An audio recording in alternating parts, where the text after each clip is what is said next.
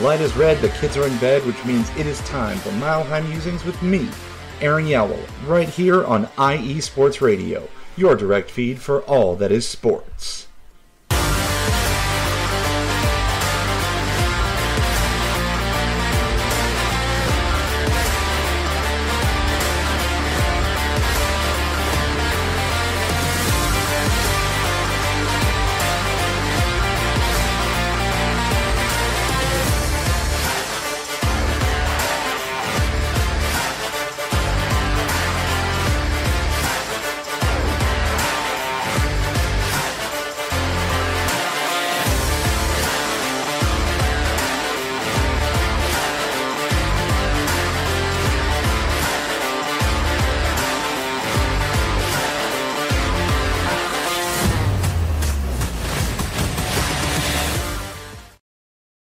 What's good, everybody? It's your boy, Aaron Yowell, and welcome to episode 33 of Mile High Musings here on IE Sports Radio, your direct feed for all that is sports. Ladies and gentlemen, boys and girls, sports fans of all ages, it is time we ascend to the top of the peak and breathe in that rarefied mountain air as I bring you takes 1 mile above the rest. Ladies and gentlemen, boys and girls, this is the time of year for me. This is the exact reason, this time of year, this is the exact reason why I am with you on the network. It is playoff time. It is Nuggets playoff time, gang, and I am so excited. On tonight's show, we're going to talk about the NBA playoffs, the Stanley Cup playoffs, the Nuggets, the Avs. I'm telling you, we have a lot to get to tonight.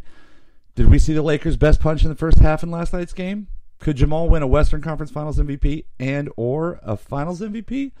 What about the Avs? No Jonathan Drouin for at least the first round. So for the Avs to see 27 again, they've got to beat the Jets, and they didn't do it tonight in the most buck-wild, absolutely crazy, most insane playoff game I've ever seen. But before we get to all that, and all that is good, let's handle some business.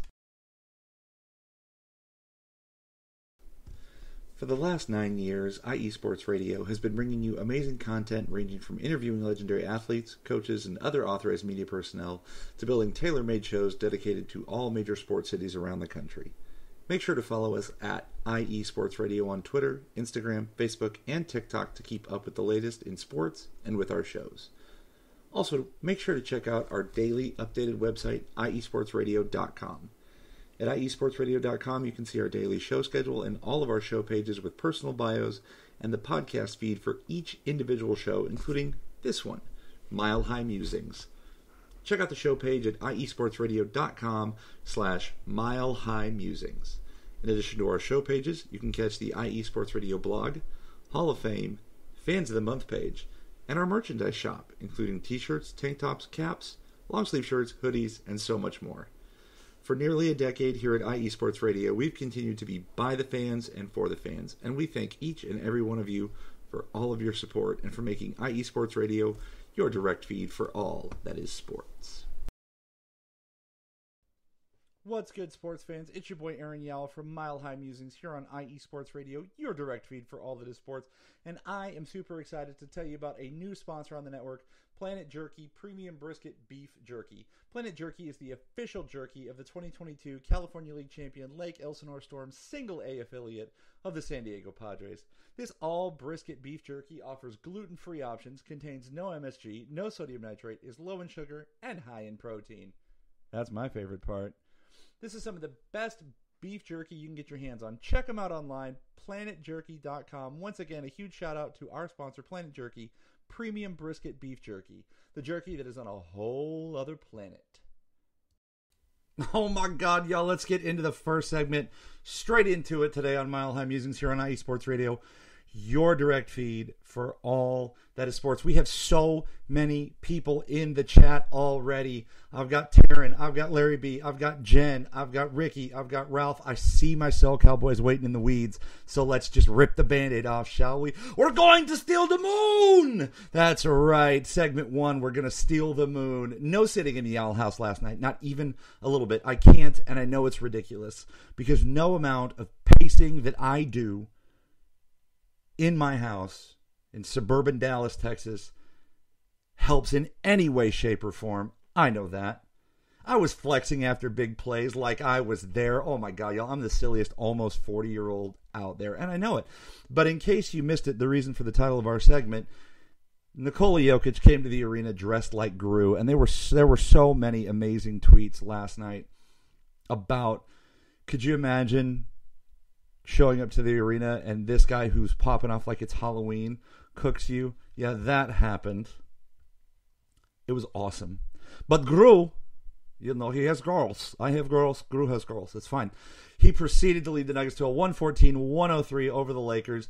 This win makes it 9 in a row for Denver over LA. Yeah, 9 in a row. We're going to spend the first 2 segments on the Nuggets because I'm here for it. We're going to talk Avs. We'll talk Rockies, even though they're still god-awful and terrible. But, we got to talk them. So it is what it is. Let's start with the good stuff. Let's have dessert first. Jokic had 32 points on 15 of 23 shooting. He played 9 less minutes than Anthony Davis, who had 32 points. I'm telling you, I'm getting ahead of myself. Jamal had 22 points on an inefficient 9 of 24, but he had what I thought was the play of the game. His down-the-lane dunk on LeBron. People say, LeBron was behind him. LeBron got cooked. And LeBron has blocked that dunk before. I have seen it happen in the playoffs. I've seen it happen in the playoffs. I've seen it happen in the regular season. LeBron did not block that dunk. Jamal yammed it. And that got everybody going. And it was at that moment I knew the Nuggets were going to be fine, even though they were trailing at that time of the game. I mean, all 5 Nuggets starters were in double figures. We had a Casey spree in the third. And I will give it to you. The Lakers came out swinging. They got up by 14 at one point. They did everything that they could, but once the Nuggets starters came back out there in the second quarter, Nuggets started punching right back. And if not for a LeBron 33-foot three-pointer with 2 seconds left, Nuggets would have gone into halftime tied. But alas. Denver got the lead back with 6:15 remaining in the third and never looked back, y'all. At the 5:39 mark, we had the finale oop. A little early, I know. But from that point on, the Nuggets blew it open. Denver went from down 14 in the second to up 14 in the third. We're talking about a 28-point swing. Oh, yeah. We're here for it. Nuggets outscored the Lakers 32-18 in the third and then held serve in the fourth. One of the more telling plays, steal by the Nuggets. AD was huffing and puffing because dude played a metric ton of minutes.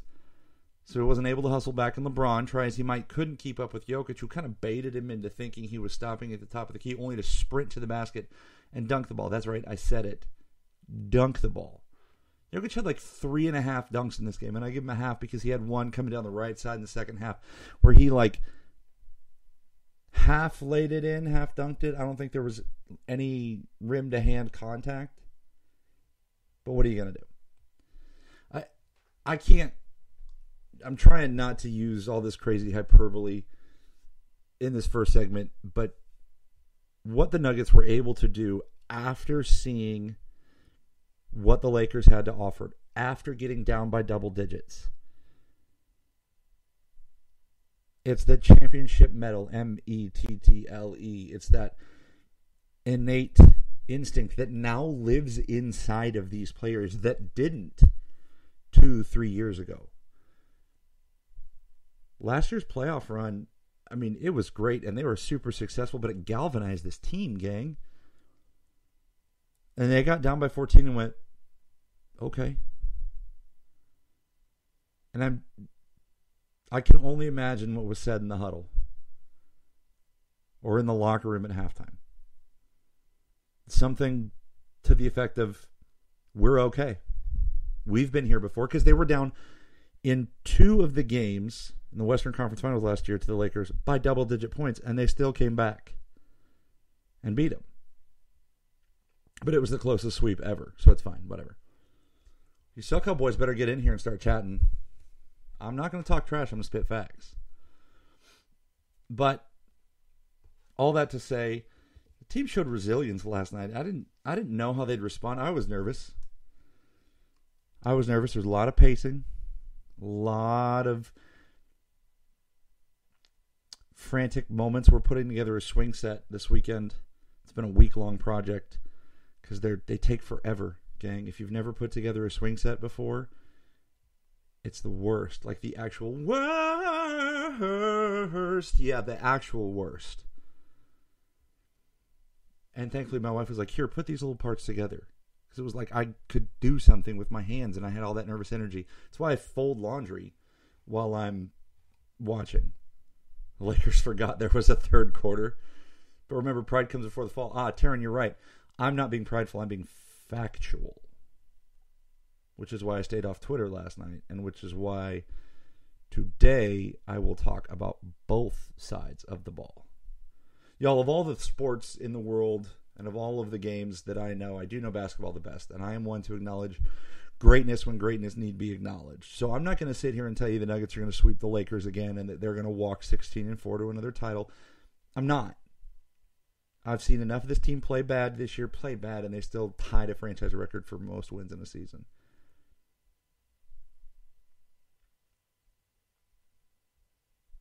So we're going to take our first time out. On the other side, we're going to look deeper into last night's game stats, analysis, not just me throwing out hyperbole about why the MVP dominated. You're listening to Mile High Musings here on IE Sports Radio, your direct feed for all that is sports. Damn! Green team! Set! Hey!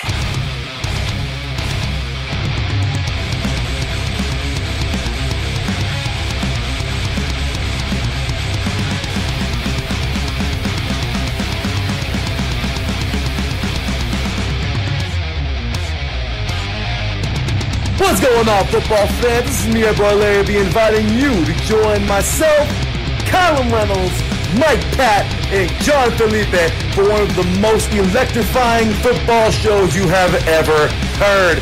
3 and Out, right here at IE Sports Radio. Recap of the week before, a preview of what's to come, and of course, 3 hardcore head-to-head prime-time face-offs each week. You don't want to miss it.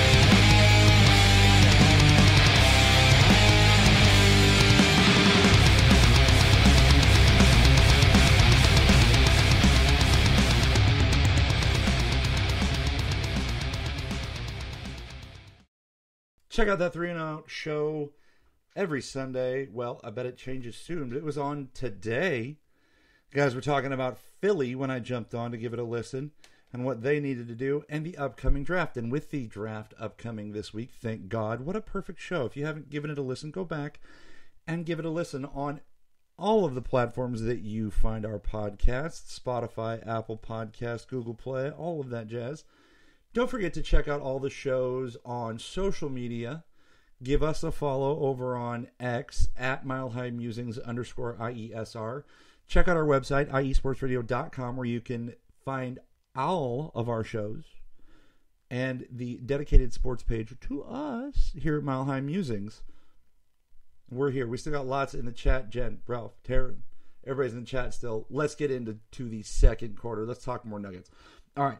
So Taryn's right. Pride comes before the fall. And I'm here, which is why I spent all of last season super nervous, and which is why I was pacing like a caged lion last night, and why I was sitting on the edge of my couch breathing into my hands. It's a seated position I'm sure a lot of us are familiar with during sports games, and it was one that I remember seeing my father doing when I was growing up and going, why does Dad sit like that? Oh, I do it too. Speaking of which, shout out to my dad. Today is his birthday. Big shout out, Pops. I love you. We're proud of you. We're so blessed and thankful to have you as our dad. The man who introduced me to sports, the man who taught me basketball and encouraged me to play at a high level before getting hurt. An all-state player in the state of Colorado. My dad. Shout out, Terry. So, let's get into this. I'm still nervous, first of all, because I don't think any series is going to be easy this year. But I digress. Let's take a look at some of the stats from last night's game. Aaron Gordon had 12 points, 11 rebounds, 7 assists. They were slacking out. They were dropping coverage on AG. Lakers came out in the Rui adjustment right away so that AD could float. He was covering AG, leaving AG alone in the dunker spot in the three-point corner. But what that does is allows AG to see the floor, and he's become such a good passer in his time in Denver. And a lot of that has to do with Nikola Jokic, because Jokic isn't just the superstar who plays awesome and expects everybody to play like him. No, he actually coaches out there. There was one possession in last night's game where the broadcasters, and y'all, I'm so done with that four-letter network, but they were saying that Jokic was complaining about a foul because Jokic kept looking over at, they thought it was the ref, but it was actually at Coach Malone, and he was tapping his elbow, and Malone was tapping his elbow back, and they were just calling the set. So Jokic is out there calling plays. He's coaching. You've seen clips of him in the huddle taking the whiteboard. His IQ is fantastic. And so the fact that he's passing that on to his teammates, that he's encouraging them to think like that, that's my kind of superstar. So AG was as close to a triple-double as Jokic was. Exactly, almost. Mike had 19 points and 8 rebounds, and I'm sure that you've heard, but Michael Porter Jr.'s family has gone through a lot. His brother Jonte was banned from the league for betting. His brother Corbin, who was a player at DU, got into a fatal car crash, and unfortunately the driver of the other car was killed, and he was sentenced to jail time all in this week. So MPJ had to battle through this, and what a tough thing to do. And he said after the game, I was watching interviews on X, and he said he knew that his 15, 16 brothers in the locker room had his back. And I'm sure that for Mike, all he wanted to do at that point was just get out and play basketball, because it was like the one consistent thing. Dude has persevered through so much. He's got drop foot. He's got his back problems, surgeries. They said he'd never play, blah, blah, blah. And now this family stuff, and all dude wants to do is play basketball. And the same thing happened in this game of the playoffs that happened in last year's playoffs.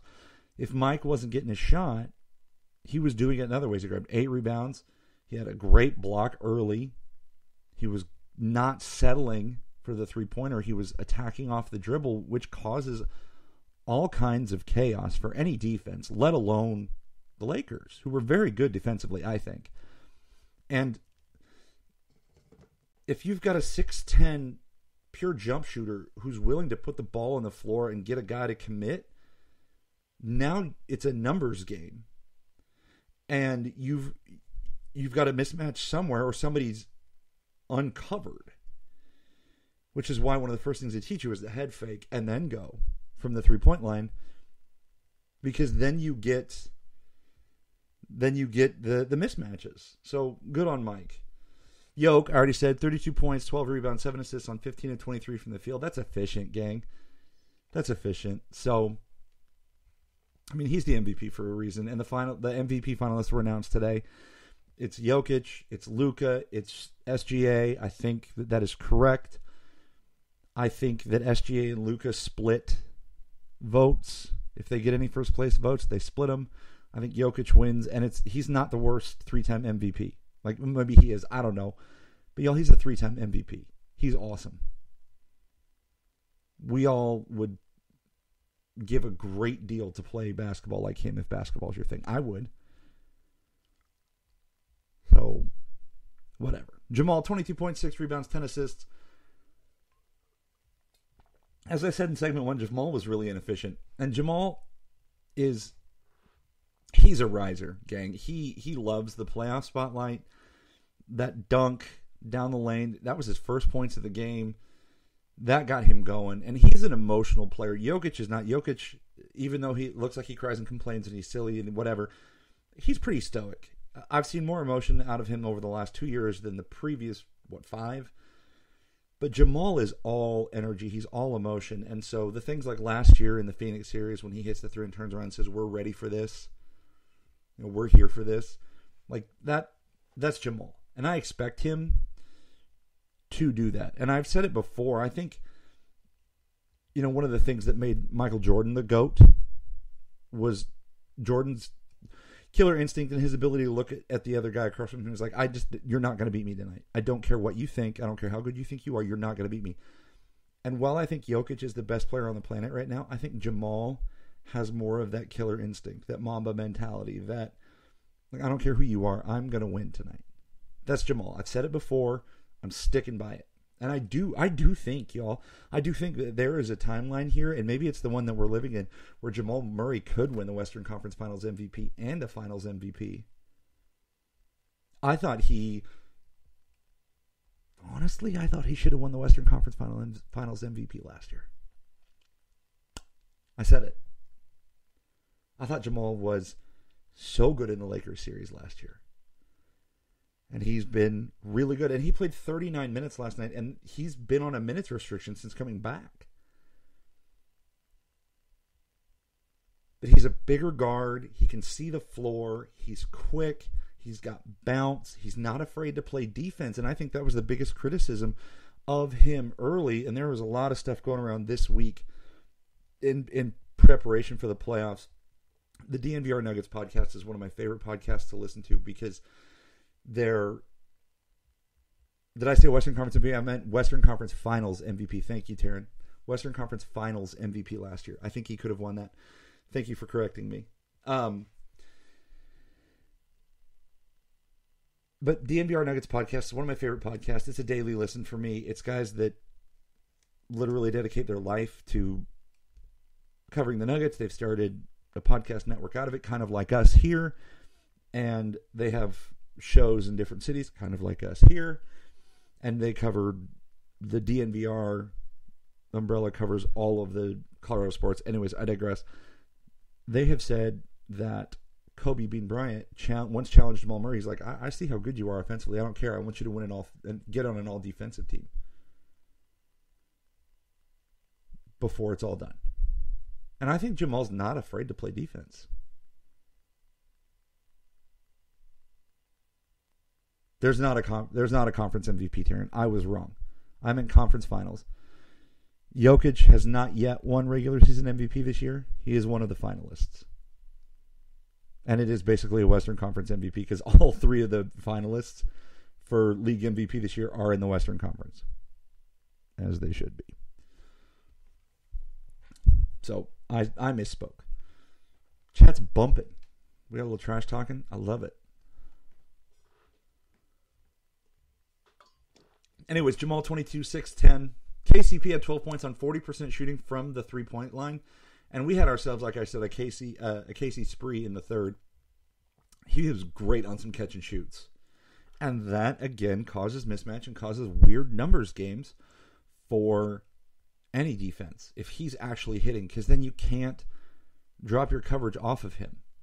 AG didn't hit any threes, but he shot them, and they were terrible misses, but that still makes defenses think. KCP actually made them. And then off the bench, P-Watt had 8, and he really kept the Nuggets within striking distance, and that was his first meaningful playoff action. So the Lakers started with the Rui adjustment, and they, give them credit, they were trying different things, trying to mix up looks against the Nuggets, trying to get out in transition because that's where LeBron's effective. But the Rui adjustment to start, and then even down the stretch, they put LeBron in at backup center against Jokic. And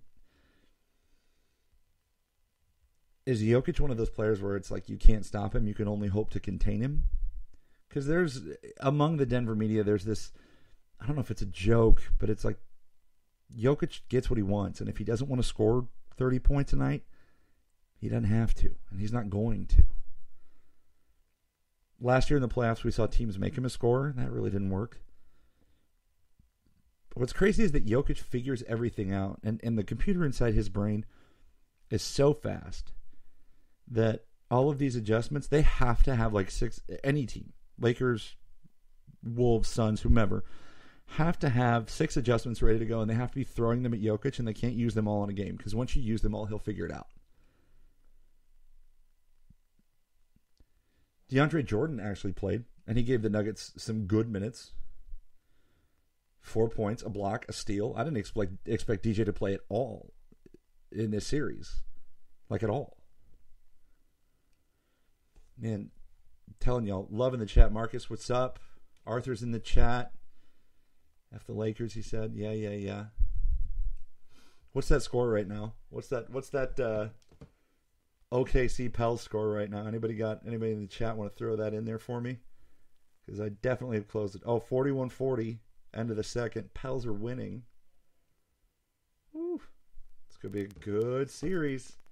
It's going to be a good series. OKC's got a lot to prove. I'm not the NBA show. I'm not going to talk about that.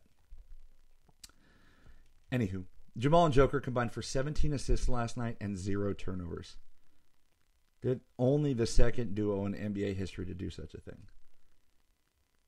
I was listening to the postgame show this morning when we were starting to put the DNVR postgame show, when we were starting to put the swing set together in earnest, dig out the backyard, and 43-41 OKC. Thank you, Taryn.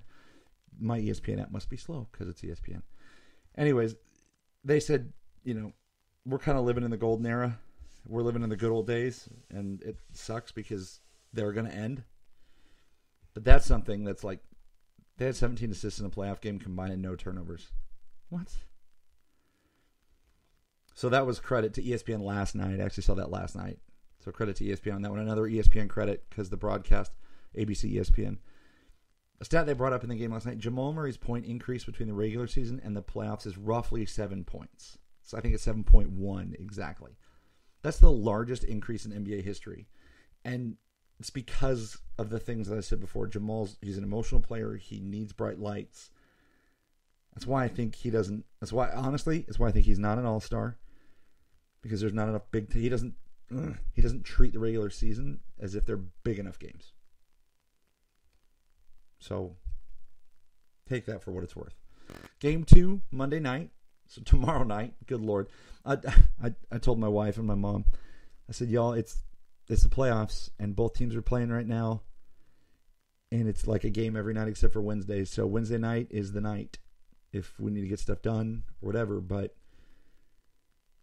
8 p.m. Mountain, 9 p.m. Central for me. I hate late games, but it's the playoffs, man. I'm going to watch them. And I'm going to pace like a caged lion. So it's a good week to work from home. I'll tell you that. What adjustments do you think these teams are going to make? Both teams have to make some adjustments. I will tell you that right now. Because D'Angelo Russell, will he shoot that bat again? I don't know. Austin Reeves is probably going to get some things going.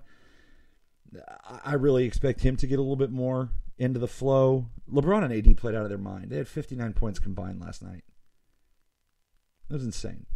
32 from AD, 27 from LeBron, and they still lose by 11. So they absolutely need some help. They need Austin Reeves to get it going. They need D'Lo to shoot well. And unfortunately, the Nuggets have length to bother him.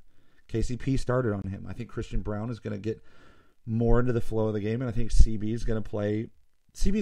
I'm talking about bright light merchant. All CB does is win, and all he does is win in the spring.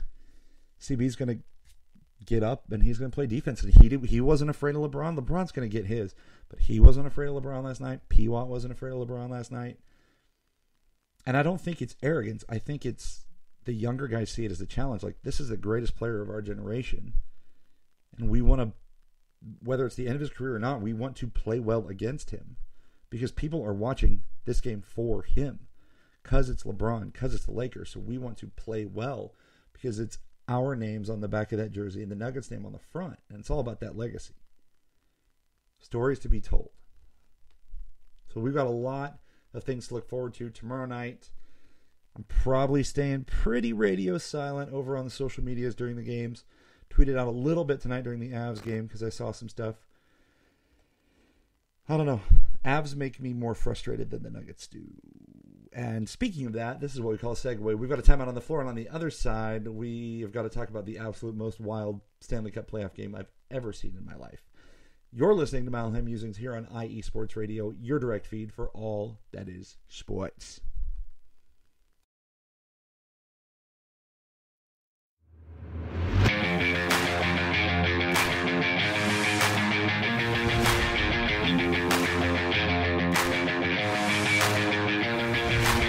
What's happening, sports fans? Are you a fan of Southern California sports? Are you looking for a show hotter than a hot summer day in California? Then look no further than the SoCal Supreme Sports Show, where I talk about all things Southern California sports. That's right, all sports teams from Southern California.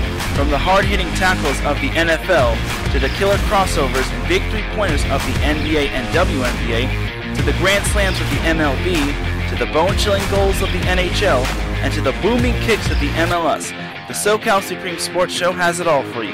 Oh, and let us not forget about the college sports as well. So join me, Taryn Rodriguez, every week here on IE Sports Radio, your direct feed for all that is sports.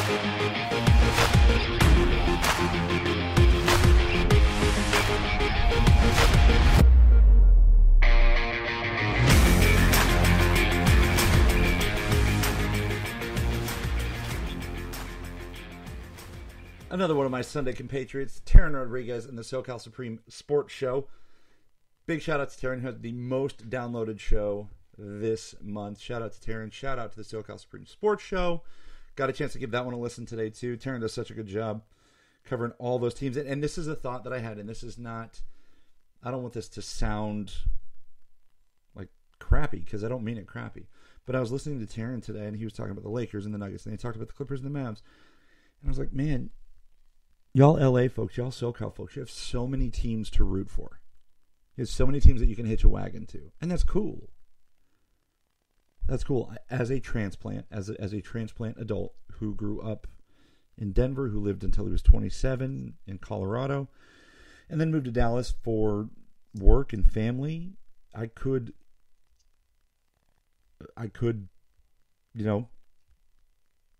easily adopt the Dallas teams. It's been hard for me, and I can't.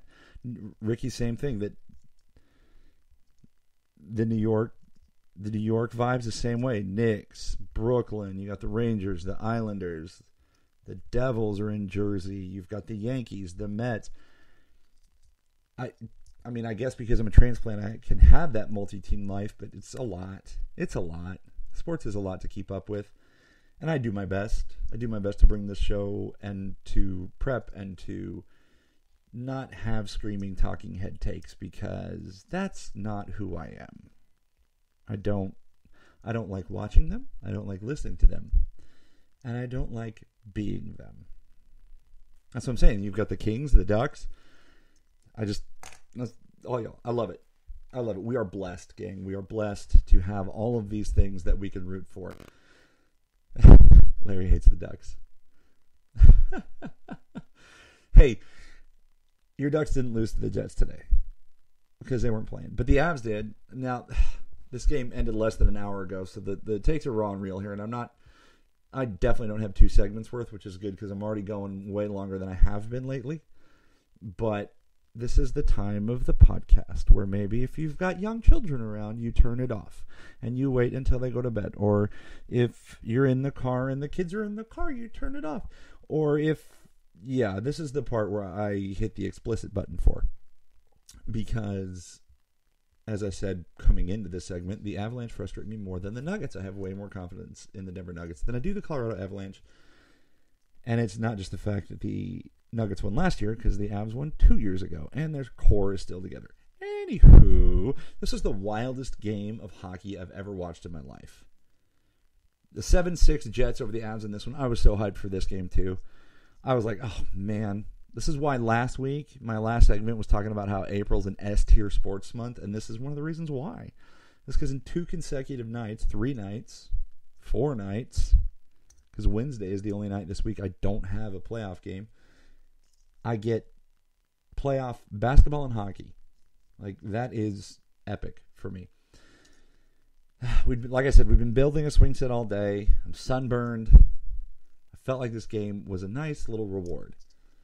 I'd earned it. It felt like I'd earned it, and that makes it feel better. Well, then the game happened, I yelled so loud when Valenchushkin scored the first goal, because the Avs never scored the first goal, but B, I was hyped. My wife and my oldest daughter heard me outside. My wife was doing some of the work on the swing set, and my oldest daughter was out there hanging out. And I'm pretty sure that I scared the actual living Lord out of my 1-year-old. My mom and I were trying to cook dinner, and I had stopped and watched the goal, screamed. She looked at the baby. The baby didn't cry or anything. And I got her to go, yay, and clap, and it was very cute. But I'm pretty sure she thought that, the rapture was coming. Now, it didn't. Man, if only that would have been the low part. No. That's only where it started. So Nichushkin for Manson, 6:10 mark. Then the Avs go ahead and give up 2 goals over the next 6 minutes. And then Miles Wood finally gets off the schneid to tie it up at 2. Woody from Kiviranta and Ross Colton. Now, as I mentioned in the intro, Avs are without Jonathan Drouin, who's got a knee injury, and he's out guaranteed the first series. So the lines got mixed up. You had Zach Parise playing on the top line with Nathan McKinnon and Mikko Rantanen, and then the second line was Nichushkin, Casey Middlestat in the middle, and Arturi Lehkonen in the third line, which has been such an amazing, amazing line, is now Miles Wood, Ross Colton, and Yoel Kiviranta, who I think shouldn't even be playing, but because we're that banged up, he is. And the fourth line today was Yakov Trenin with Cogliano and Duhaime, which is my favorite line of the game. So anyways, Woody gets off the schneid. He hadn't scored since, I don't know, Hector was a pup or something. And he gets assist from Kiviranta and Colton. And then McKinnon turns around 18 seconds later. 29 doing 29 things, man. Look, Nikita Kucherov might win the heart over him because Kucherov had more points. But Nathan McKinnon's my MVP. He's my favorite hockey player playing right now. He is tied. He is my 1A to my 1A. He and Joe Sakic are my favorite Avalanche players of all time. And McKinnon had the look after he scored that goal that I was like, oh, God, he's going to get whatever he wants tonight. And then things broke down. But McKinnon from Rantanen and Makar, so the big dogs doing their thing, gets the Avs up 3-2. And then not 45 seconds later, they give up a goal. And it's tied at 3 going into the second. And I'm like, okay, well, the Avs are the highest scoring team in the NHL. And they've got 3 on the best goalie in the NHL who never gives up 3s. So we kind of got them right where we want them because the Jets cannot get into a shootout with the Avs. My God, was I wrong. Glad I didn't tweet that take out. I sent it to my dad. But that one didn't age well. Second period, Jets scored, made it 4-3, and then the Jets ripped off 2 really early goals in the third, and that's when I turned the game off. And then my dad's like, you better turn it back on, we just scored. So I had actually moved into my studio here to prep for tonight's show. Lehkonen scored on the power play from Makar and McKinnon to make it 6-4. I turned the game on only to see the Jets score to make it 7-4, and then I just kept it on through the end because I was like, well, like all bets are off. The shit hath hit the fan. Anything could happen now. Cale Makar scores in the power play, and then Middlestat scores with 30 seconds left. Avs lose 7-6. And my concerns that I had going into the playoffs, the goaltending, and the terrible, terrible mistakes made in the defensive zones reared their ugly head tonight. For sure. Defense was clearly optional, but the Avs made some dumb plays. They're still without Sammy Girard, who has been in concussion protocol, but he's been skating. So if we can get him back, that'd be great. That would be great. But I don't know. I still don't think, even though we gave up 7, I don't think the Jets can score with us. I don't love what happened tonight. I'll tell you that. But, I mean, obviously the Avs have got a lot to clean up. And, gang, I saw a lot of tweets over on X about Georgiev and how he's not the answer. And I don't think he is. Justus Annunen is sick, so Arvid Holm was up on the bench tonight, and you couldn't put an Arvid Holm in a playoff game. He's never played in an NHL game before, so you couldn't do that. So Georgiev kind of had to weather the storm. And in the second period, he did and made some great saves. But the goals in the third, I mean, you got to help us out, Georgie. Like, yeah, they made some stupid plays to get us to 4-3, the defense in front of you, but you got to help us out.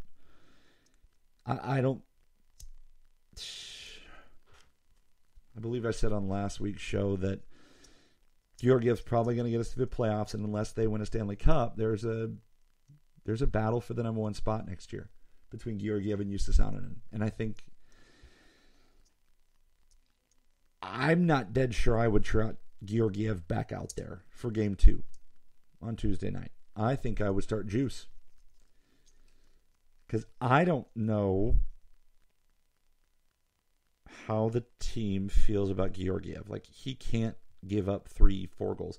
He led the league in wins this year with a goals against average above 3 and a save percentage below 900. That's only happened once to a cup winner, and that was Grant Fuhrer and those 80s Edmonton Oilers teams that had Messier and Gretzky on them. We've got Makar and McKinnon and Rantanen, but they're not quite Messier and Gretzky. And Georgiev sure as hell ain't no Grant Fuhrer. I don't want to see Georgiev in net again. I don't want to see him in an Avs jersey. I want juice. I want Justus Annunen to play. I mean, certainly if we get down like 3-0 in this series, 3-0, 3-1, I definitely want them to put Annunen in and get rid of Georgiev. Trade him, release him, I don't know. But he's not the answer. He's killing us. And the Avs really tried to outscore their problems. And I'll tell you what, I mean, the Jets beat them in 3 games this season by a combined score of 17-0. Avs hung 6 on the best goalie in the league. Winnipeg hung 7 on a bad goalie. So I guess if I got to look for a silver lining, Avs scored a lot. They've got to limit their turnovers, and the goalies have got to help us out for sure. And I still think Nathan McKinnon is the most dynamic player on the ice. He's so fast. He's so strong. Avs outshot Winnipeg 45-23. They outhit Winnipeg 54-46.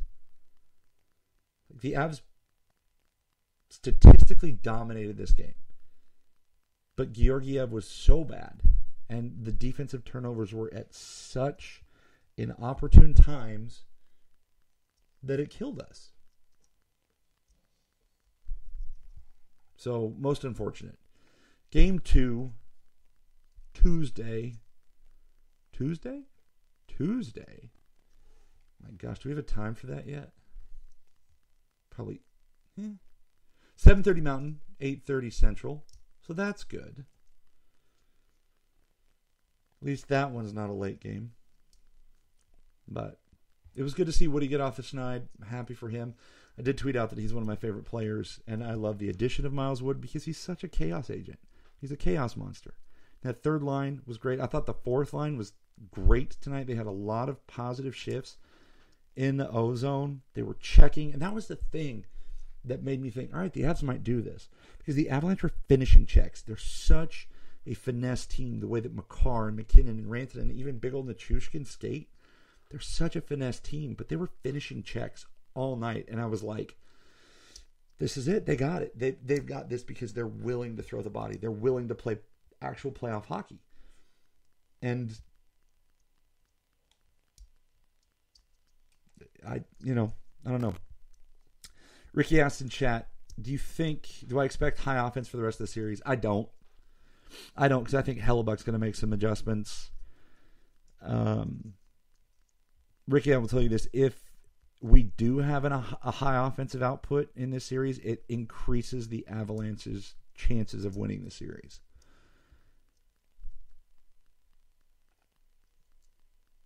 Because I think Nathan McKinnon is the kind of leader who will look at everybody and go, that ain't happening again. Do you hear me? And I've seen that throughout the year. Avs give up, and it happened down the stretch too. Avs gave up some stinkers. Dallas, Edmonton, Vegas. They give up some stinkers, and then they turn around and beat the crap out of people. So if it's high-octane offense, increases the Avalanche chance of winning the series. But I don't know that we're not going to see 7-6 again. You're right about that. But if Hellebuck is being human, if he's being normal, average, Avs have a good shot. I'll tell you that. Avs play, Game 2 Tuesday, Game 3 Friday, Game 4 Sunday. And I think Nuggets go to, Game 2 tomorrow, Game 3 Thursday, Game 4 Saturday. So, playoffs. Let's take a break. One more timeout. And in crunch time, we will talk about the Rockies. You're listening to Mile High Musings here on IE Sports Radio, your direct feed for all that is sports.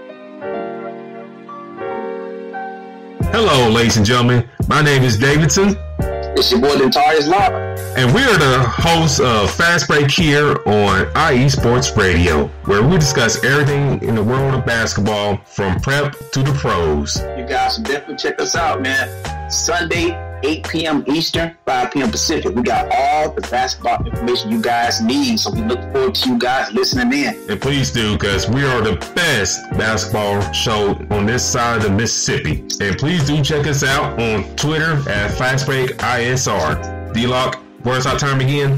8 p.m. Eastern, 5 p.m. Pacific. That gives you guys plenty of time on a Sunday. Tune in.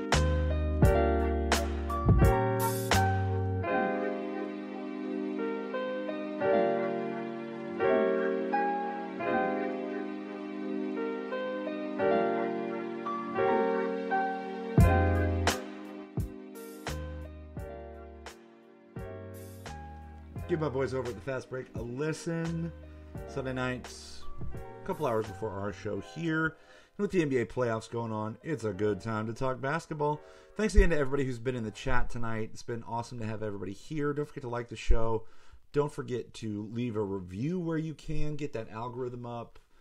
Especially get that out to people who are like me, who are transplants, who want that Colorado info and want to hear about their Colorado sports teams, not from a shouting, talking head who's going to downplay the fact that they have good players.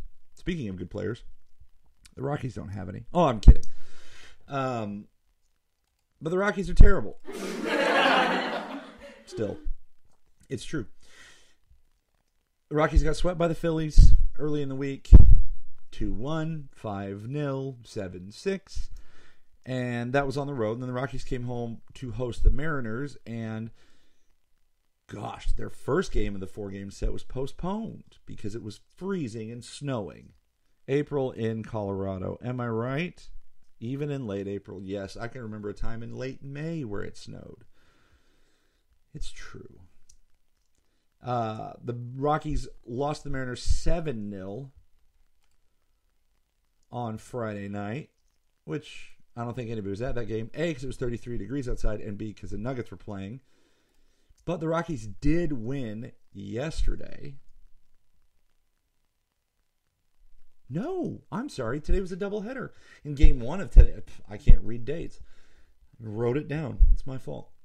Game one of the doubleheader today, the Rockies rallied for 2 runs in the 10th to beat the Mariners.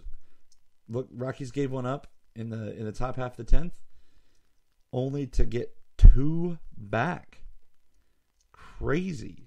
Ezekiel Tovar singled to right that scored Jacob Stallings, and then Ryan McMahon reached on an infield single to score Charlie Blackmon to win the game. The Rockies are now 5 and now it's 5-17? 5-17 on the year, because in game 2 they got raffle stomped. They got just beat down, y'all. 10-2 was the final into this evening's game. Not great. Peter Lambert picks up his first loss of the year, giving up 6 in 3 innings. Charlie Blackmon is a beast. Look, Larry, I'm telling you, nobody was there on a 33-degree day. I've witnessed my fair share of Rockies games in the cold, but it's 33 degrees outside. The Nuggets were playing the Lakers in game 1 of the NBA playoffs. Not a damn soul was at that game. And there shouldn't be. Rockies jumped out to a 2-0 lead in the first. Luis Diaz doubled to score McMahon and Ezekiel Tovar, and then Peter Lambert gave up the ghost. So, I bet it was fuller than Oakland on opening day. Touche, Jen. Touche. Jen's got she's thrown a lot of strays at Oakland's way the last couple weeks. We're still really bad, Jen. If I remember right, Cleveland is looking pretty good. Yeah? Yeah. The Guardians. They're looking pretty good. I mean, I'll let the A's catch strays on my show as long as the Rockies are this bad. That's for sure. 5-17 on the year is not where I want to be, you know. They've got less wins than my daughter has years on this planet. So, whatever that takes.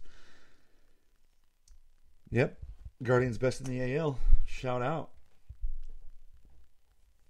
So, Rockies, we suck again. It's true. Let's take a look at the upcoming schedule for the Rockies, and then we will close tonight's show by talking about the other thing that's going to happen this week that I wish would just get over and done with. Rockies this coming week have 4 against the Padres at home. Woof. And then one of those weird 2-game sets against Houston, but those 2 games are played where it says neutral location. Are those the ones that are they being played in Mexico? Woof. Well, we'll get killed, so whatever. I want to thank everybody again for being here tonight, and as we mile high salute our way out and just let everybody know how awesome you are. The NFL draft is this week, and I got to tell you, I used to love the NFL draft, and now I just wish that the damn thing would be over with. If the Broncos don't pick a quarterback, please, please, please be sure to tune into next week's show and hear me absolutely roast the ever-loving crap out of the Denver Broncos, because if they don't pick a quarterback, maybe you do want to tune in all football season next year as I shred the one team that is the most loved in Denver, which is stupid because the Avs and the Nuggets are so good. We got a lot of playoffs to talk about, so tune in next week when we're talking more playoffs. We'll talk the draft. Michael Penix to Denver, Michael Penix Jr. to Denver. I'm in. Give me Penix, give me Drake May, give me J.J. McCarthy, Bo Nix, just not Russell Wilson. Oh, wait. I love it. So, gang, thank you again. Really appreciate you being here. This one's for Taryn. In this house, we praise the Lord and cheer for them Denver Broncos. And the Nuggets and the Avalanche. You best believe it. Ladies and gentlemen, big fat mile high salute to you. Thanks for tuning in. And as always, stay good, sports fans.